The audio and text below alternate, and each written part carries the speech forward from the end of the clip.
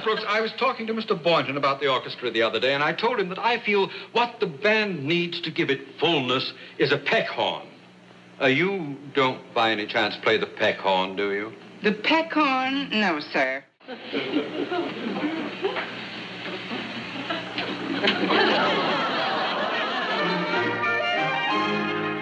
Yeah, of all the sneaky, underhanded... Underhanded. That's the way I could always strike him out. Yes, sir. Oh, it is, sir. Very. Oh, somebody left this horn in my office. Must have been a mistake. And may I say I don't care for your absconding with our conductor, just as I was planning to audition, Miss Brooks? Well, I wasn't really absconding with him, Mr. Conklin. I was just... Never mind. Say, this is a stroke of good fortune running into you here, Mr. Boynton. I can have my audition right now. Now? Yes. Oh, but that's impossible, sir. Mr. Boynton has to get back to his class. As principal of this institution, I am empowered to relieve him of his classroom duties, and I'll thank you to butt out of my affairs. Yes, sir. It shouldn't take very long, Mr. Boynton. Well, if you insist, sir. Oh, I do insist. After all, I spent 2 years at the Bodenheim Conservatory of Music as a young man, and having brushed up on my repertoire recently, I am prepared to inundate you with a veritable tidal wave of melody. Now, I'll get my instrument and give you the treat of your life. Thank you very much.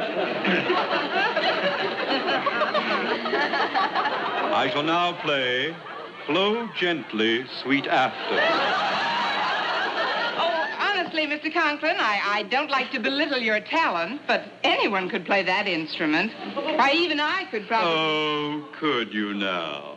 Well, then, suppose you play first, and Mr. Boynton can decide which of us is the more accomplished virtuoso. Oh, well, I didn't exactly mean Well, that never mind what you meant. Here, play. Oh, but, sir... This is an order, Miss Brooks. Let's have it. I'm used to playing with the mute, sir. Do you happen to have one? Blow! Yes, sir.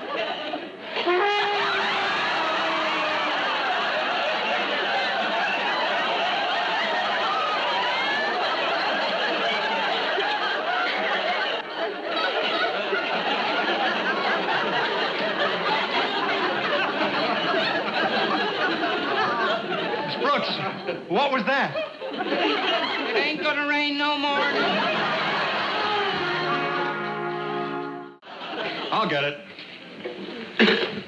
Oh, it's Mr. Conklin. Oh, hello, Boynton. Hello, Osgood. Hello, Margaret. Well, I'm fit as a fiddle and ready for my audition. You're just in time for lunch, Osgood. Well, I would like a bite and some coffee, but first I'm going to clinch my position on the faculty band.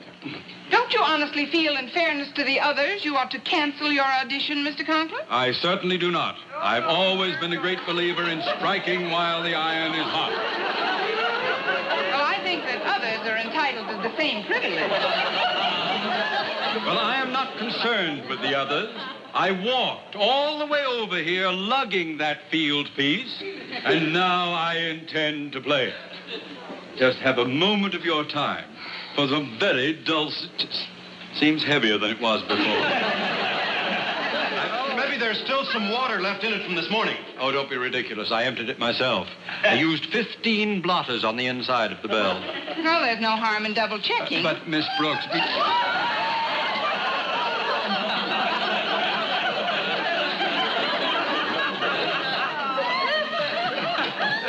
Well, you've had your coffee. How about a sandwich?